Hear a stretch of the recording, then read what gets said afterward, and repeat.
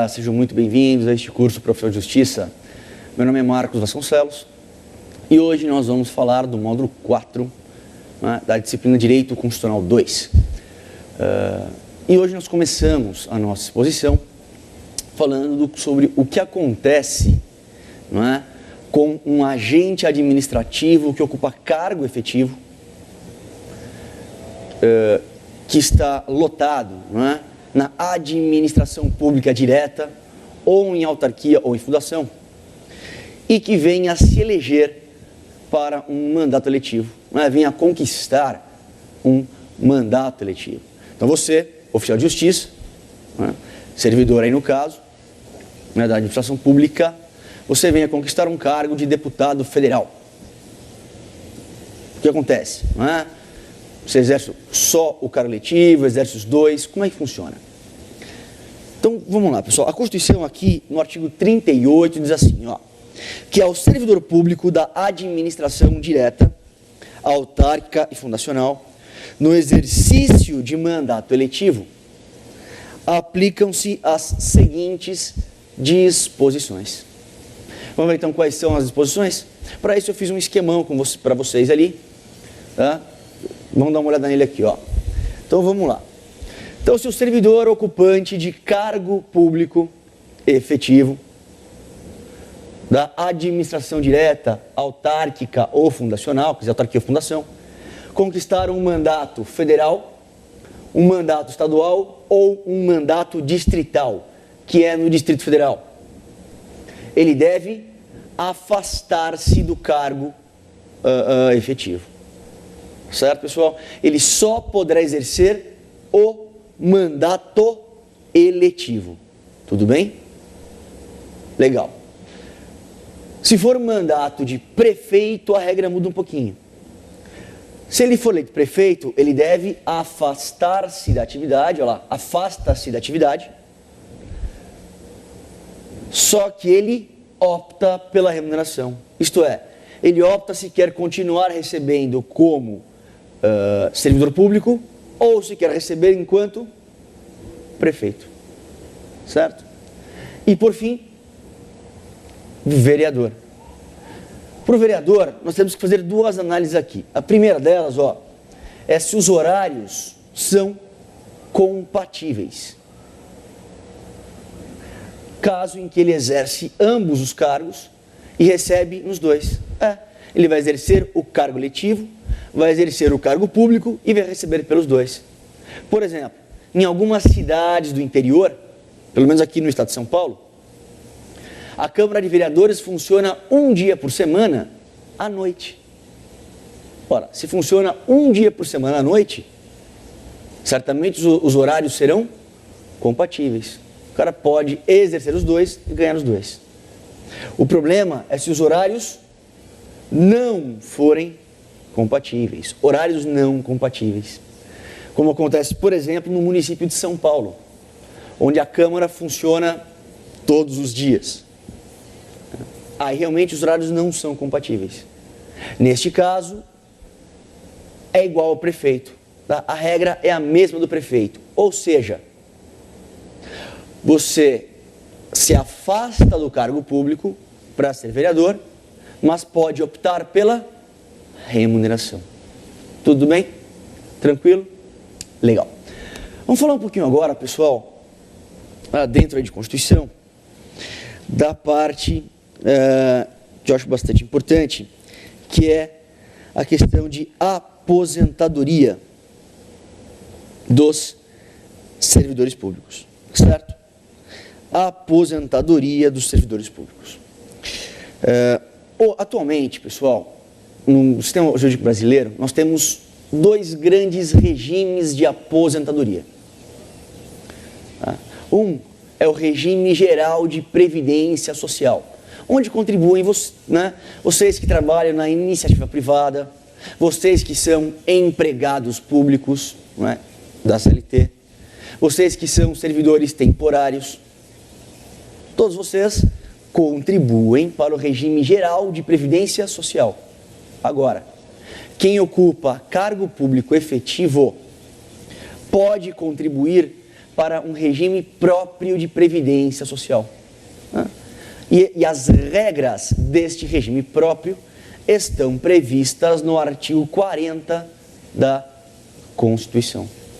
O artigo 40 caput diz assim: aos servidores titulares de cargos efetivos da União, dos Estados, do Distrito Federal e dos municípios, incluídas suas autarquias e fundações, é assegurado regime de previdência de caráter contributivo e solidário, mediante contribuição do respectivo ente público, dos servidores ativos e inativos e dos pensionistas, observados critérios que preservem o equilíbrio financeiro e atuarial e o disposto nesse artigo. Então vejam que aqui estão, nós vamos tratar então das regras, como já frisei, para servidores que ocupam cargo efetivo poderem se aposentar. Então esse sistema, pessoal, em primeiro lugar, ele tem caráter contributivo e solidário, ou seja, só recebe quem paga, isto é caráter contributivo, só recebe quem contribui. E solidário, porque todos contribuem, tanto o servidor público quanto o ente público onde ele trabalha. Por isso que é solidário. Bem? E depois nós vamos estudar, pessoal, as regras para a contribuição de servidores inativos. Isso pode acontecer, foi uma alteração feita por emenda constitucional, que nós vamos analisar daqui a pouco. Vamos começar analisando, antes de mais nada, as hipóteses, as modalidades de aposentadoria previstas no artigo 40 da Constituição. Vamos lá? Para isso temos também um esqueminha, mostrando aí as 3 hipóteses de aposentadoria. Vamos ver? Então olha só, pessoal, está aqui o esquema. Hipóteses de aposentadoria que estão no artigo 40 da Constituição. A primeira hipótese é a chamada aposentadoria por invalidez permanente. Em regra, o sujeito aposentado recebe proporcional ao tempo de contribuição. Isto como regra. Só que toda regra tem exceção. Isto é, vai ser realizada uma regra normal de cálculo nos casos de acidente em serviço, moléstia profissional ou doença grave, que pode ser contagiosa ou incurável. Tudo bem? Aqui só uma observação, que esse cálculo normal, eu vou comentar depois um pouquinho mais aprofundado, mas esse cálculo ele representa uma média de tudo que você contribuiu. Então, pega a sua vida contributiva, faz uma média e esse é o valor que você recebe, tá certo? Ingressando hoje no serviço público. Tudo bem? Segunda hipótese, então, de aposentadoria é a chamada aposentadoria compulsória por livre e espontânea pressão, que ocorre aos 70 anos. Aguardem essa data. A compulsória, 70 anos. E os proventos de aposentadoria, os valores pagos, também são proporcionais ao tempo de contribuição. Terceiro caso é a chamada aposentadoria voluntária, que pode ser chamada de normal ou integral, que é quando é feito o cálculo normal, nesta média de contribuições, ou então existe a chamada aposentadoria voluntária proporcional. Aposentadoria voluntária proporcional, onde você se aposenta voluntariamente, mas recebe proporcionalmente ao tempo de contribuição. Certo? Vamos começar analisando os requisitos para aposentadoria voluntária normal ou integral, que é aquela que é o cálculo normal. Vamos lá? Se o cara for homem, ele deve comprovar, ao mesmo tempo que tem 60 anos de idade, 35 anos de contribuição, 10 anos de serviço público e 5 anos no cargo em que ele quer se aposentar. Se for mulher,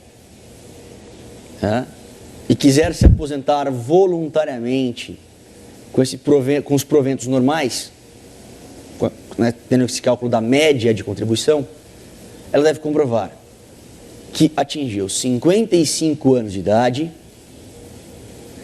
30 anos de contribuição, 10 anos de serviço público e 5 anos no cargo no qual ela quer se aposentar. Certo, pessoal? E aqui só uma observação.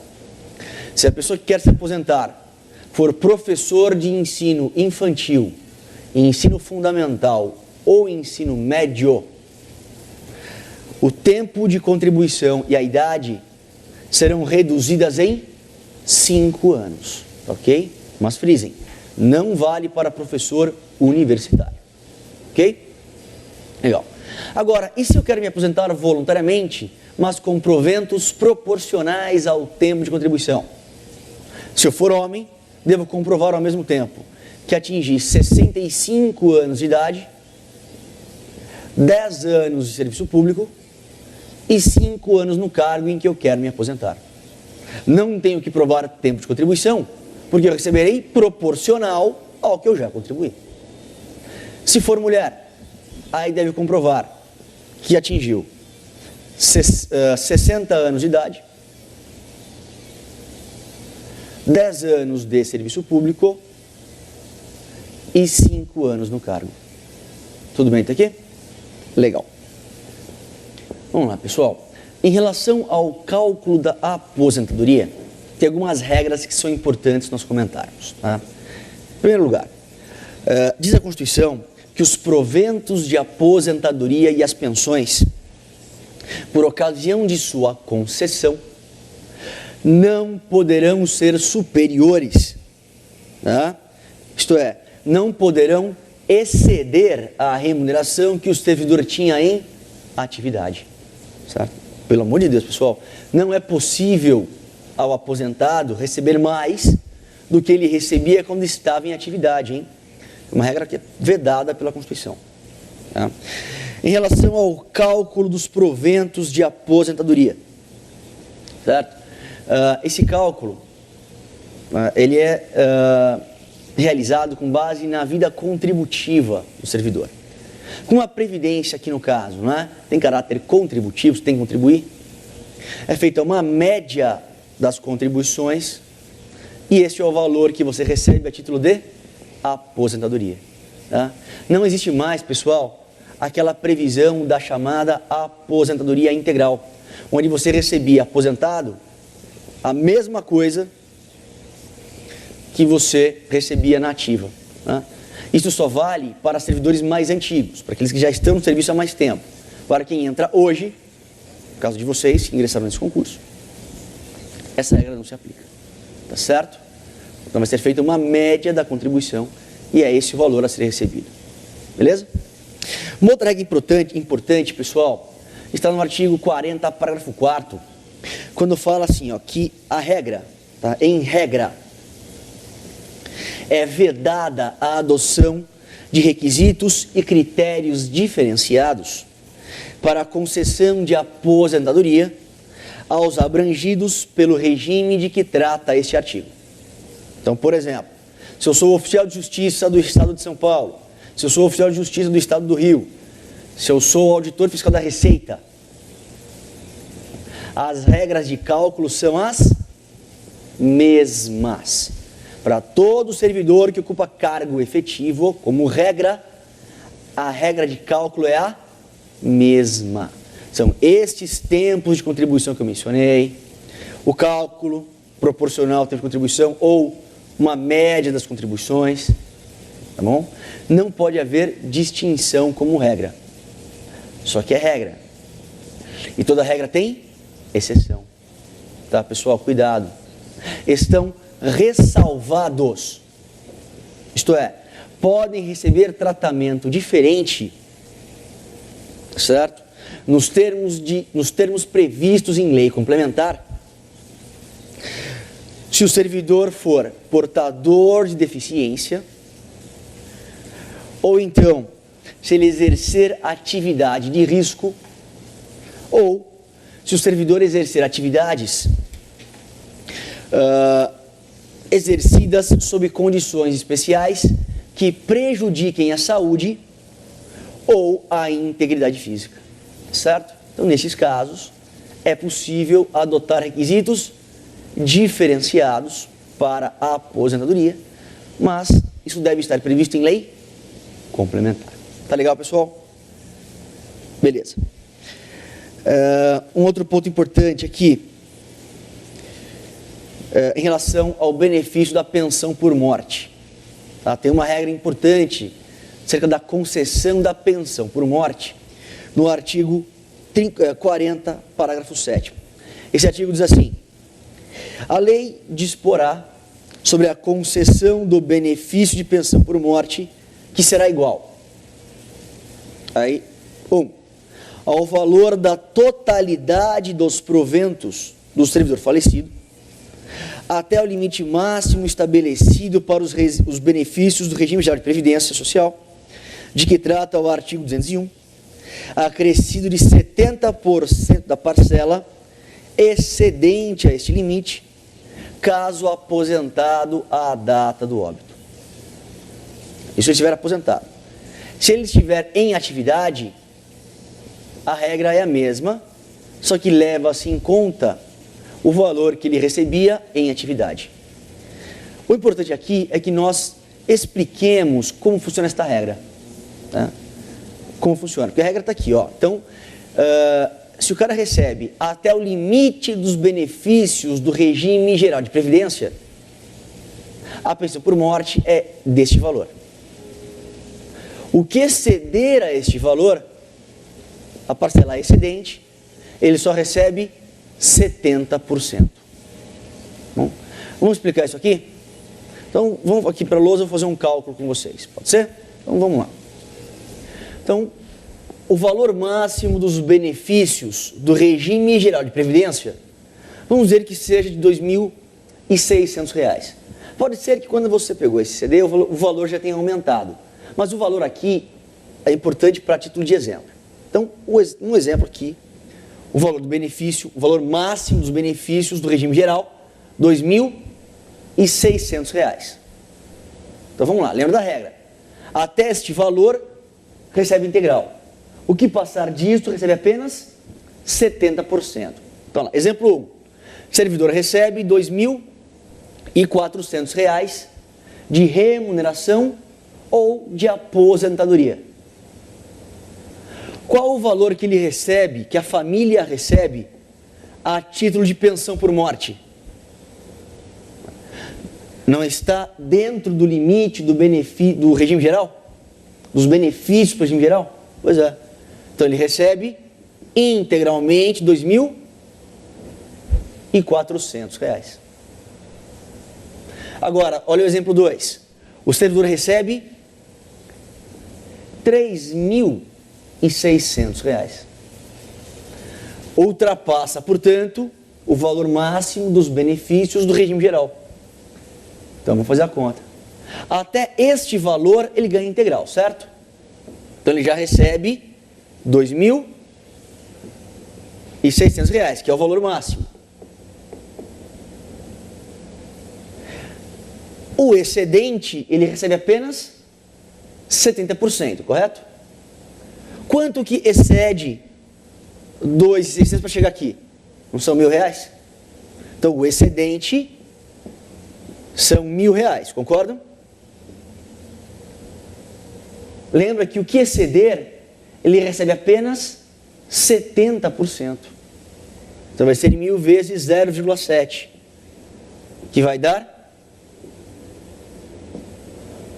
R$ 700, não é? Então, qual vai ser, no fim das contas, o valor da pensão? Vai ser o valor máximo, 2.600, mais 70% da parcela excedente, ou seja, mais R$700. O que quer dizer que a pensão que a família recebe vai ser da ordem de R$3.300. R$3.300. Tá certo? R$3.300. Tá claro essa conta aqui, pessoal? Beleza? Legal. Vamos lá então, continuando aqui com a nossa exposição. Ainda em relação à aposentadoria, temos que frisar o seguinte: se eu sou um servidor estadual, né, passei num concurso federal, como fica o meu tempo de contribuição? Essa é uma boa pergunta. Guarde o seguinte, pessoal: a Constituição, ela assegura, tá, o tempo de contribuição federal, estadual ou municipal para efeito de aposentadoria ou disponibilidade. Isso é importante frisar. Quer dizer que se eu passei no concurso federal, mas já era servidor estadual, o que eu já contribuí é levado para o serviço público federal. Certo?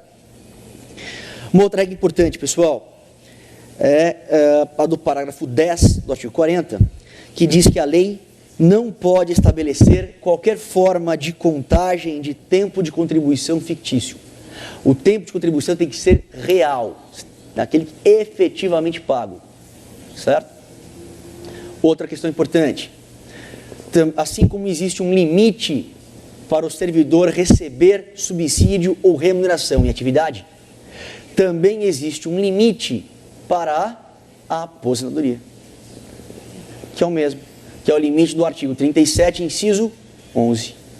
Pessoal, ninguém pode receber a aposentadoria acima daqueles tetos do artigo 37.11. Por exemplo, eu sou auditor fiscal da Receita aposentado.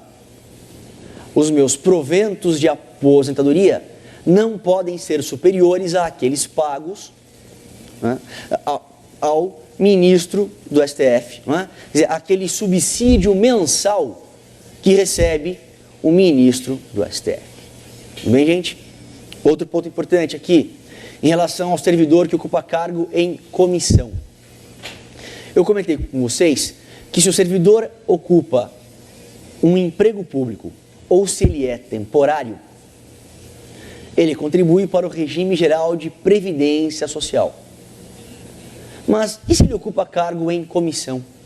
Isso é aquele cargo em que é livre a nomeação e a exoneração. Você é livre para tirar o cara a hora que você quiser. Presta atenção aqui. Se o cara ocupa um cargo efetivo e foi chamado para um cargo em comissão, ele continua contribuindo para o regime próprio. Por outro lado, se ele ocupa exclusivamente um cargo em comissão, aí ele contribui para o regime geral de previdência social. Tudo bem, pessoal? Tranquilo? Legal. Um outro ponto importante aqui é que a União, os estados, o Distrito Federal e os municípios, eles podem instituir regime de previdência complementar para os seus respectivos servidores. Olha que interessante. Só que tem um detalhe. Estes regimes de previdência complementar, pessoal, tá? Esses regimes são facultativos. Tá? A União, os estados, eles não são obrigados a estabelecer. Tudo bem? Eles podem fazê-lo, mas não há obrigatoriedade. Tudo bem até aí? Um outro ponto importante aqui, pessoal, é em relação aos proventos de aposentadoria para servidores inativos, que foi uma alteração muito conturbada, realizada agora na vigência do governo Lula. Como é que vai funcionar a situação daqueles servidores que já estão inativos, isto é, já estão aposentados? Como que vai ser feita a contribuição deles? Neste caso, a Constituição diz o seguinte, que é o artigo 40, parágrafo 18. Vou ler para vocês. Incidirá a contribuição sobre os proventos de aposentadoria e pensões concedidas pelo regime de que trata este artigo, que superem o limite máximo estabelecido para os benefícios do regime geral de previdência social, de que trata o artigo 201 da Constituição, com percentual igual ao estabelecido para os servidores titulares de cargos efetivos. Então, olha só. Quando então que o servidor aposentado deve contribuir? Quando ele receber proventos acima do limite máximo para os benefícios do regime geral de previdência. E aí, claro que a contribuição incide apenas sobre o excedente. Ok, pessoal? Então, lembra que eu falei que o benefício está em torno de R$ 2.600. O cara ganha 3 mil. Sobre esta diferença de R$ 400, incidirá um percentual a título de contribuição. Olha que louco. É a contribuição dos servidores inativos. O cara está aposentado e tem que continuar contribuindo. Que é um abuso. Mas é a regra. Infelizmente, ela deve ser aplicada. Tudo bem? Legal, pessoal. Essa alteração, tá, foi trazida pela Emenda Constitucional 41 de 2003. Só que, 2 anos depois, veio uma outra emenda constitucional, que foi a Emenda 45, a Emenda 47 de 2005, que acrescentou para o artigo 40 o parágrafo 21, que diz assim, ó: a contribuição prevista no parágrafo 18 desse artigo, então é a contribuição para o inativo, olha lá, incidirá apenas sobre as parcelas de proventos de aposentadoria e de pensões que superem o dobro do limite máximo estabelecido para os benefícios do regime geral de previdência social, de que trata o artigo 201 dessa Constituição, quando o beneficiário, na forma da lei, for portador de doença incapacitante. Então vejam, pessoal, que a Emenda 47 trouxe uma exceção para o servidor aposentado, portador de doença incapacitante. Então a regra está lá no parágrafo 18. O que ele receberá acima do valor máximo dos benefícios do regime geral, incide contribuição, certo? Beleza. Agora, qual é a regra para quem for portador de doença incapacitante? Ele só vai contribuir naquilo que exceder o dobro do valor dos benefícios do regime geral de previdência. Quer dizer, se o valor máximo dos benefícios hoje é de R$ 2.600, na regra, então naquilo que passar de R$ 2.600, o servidor contribui. Agora, se ele for portador de doença incapacitante, aí é só aquilo que exceder o dobro de R$ 2.600. Isto é, somente naquilo que exceder R$ 5.200. Certo, pessoal? Então, para o portador de doença incapacitante, ele só contribui se receber acima de R$ 5.200. Isto é, se receber além do dobro do valor do limite máximo para os benefícios do regime geral de previdência social. Tá claro isso aqui, pessoal? Então, tá bom. Temos que falar agora do artigo 41 da Constituição, que fala sobre a estabilidade do servidor público, que é uma coisa legal, né? Então, quando você fala em estabilidade, os caras adoram, que é realmente uma das grandes razões para você prestar concurso. Primeiro ponto importante, pessoal, em relação à estabilidade, é que, segundo o artigo 41 da Constituição, olha só, então ele diz lá, né, que são estáveis servidores nomeados para cargo de provimento efetivo em virtude de concurso público. Então, esse é o primeiro ponto importante. Isso só se aplica, só tem estabilidade, servidor que ocupar cargo efetivo, não é? Em que você é aprovado mediante concurso público. Bem? Se o cara ocupa cargo em comissão, ou se ele for empregado público, ou se ele for temporário, não adquire estabilidade nos termos da Constituição. Tá claro isso aqui, pessoal? Tudo bem? Legal. Quais são os requisitos para a estabilidade? E aí são 2, tá certo? São necessários 2 requisitos para estabilidade. Primeiro, o cara deve comprovar 3 anos de efetivo exercício no cargo. Tá, pessoal? 3 anos de efetivo exercício. Então, cuidado nisso. Quando você passa num concurso, primeiro você é nomeado, depois você toma posse do cargo, só então você entra em exercício. E esses 3 anos são contados do momento em que você entra em exercício. Então, primeiro requisito.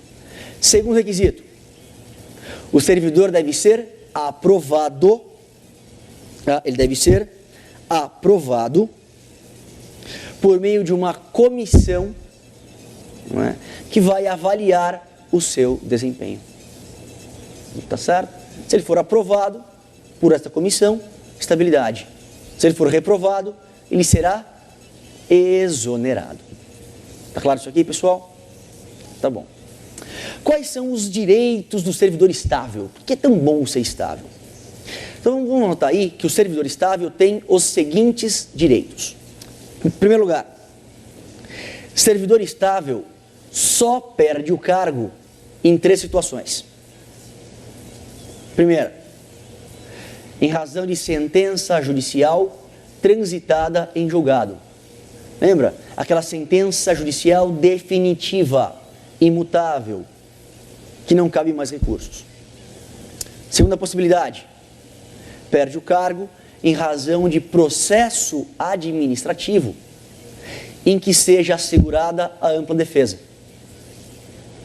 Terceira possibilidade, perde o cargo mediante procedimento de avaliação periódica de desempenho na forma de lei complementar assegurada a ampla defesa. Mas cabe frisar que até o momento ainda não há esta previsão em lei complementar. Mas de qualquer jeito é uma forma de perder o cargo, ok?